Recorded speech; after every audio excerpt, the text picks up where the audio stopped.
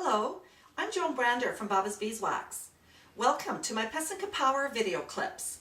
I love pysanka, and I've been making them for more than 50 years. I learned this tradition when I was a young girl from my grandmother, whom I called Baba.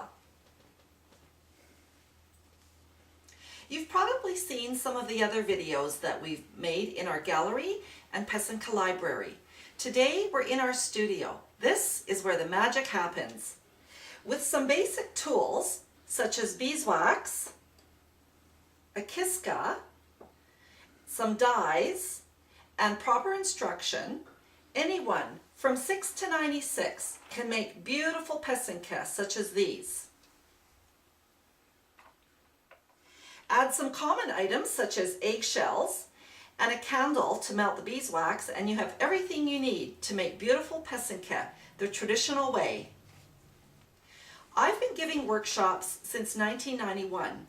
Pardon the pun, but I'm dying to share the secrets of my success with you. I have knowledge, information, and lots of money-saving tips to give.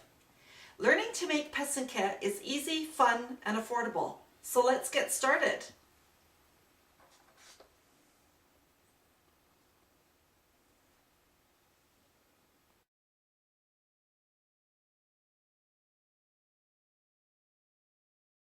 Hi, it's Joan Brander here from BabasBeeswax, and I'd like to show you how to clean out your kistka.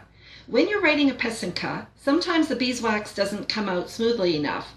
It could be because there's dirt and debris blocking up the funnel. So this is how you clean it. You just melt the beeswax like you normally would.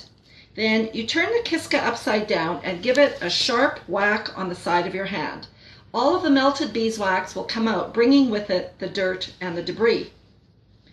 To clean the handle of your kistka, just melt the beeswax like this and clean it on a paper towel.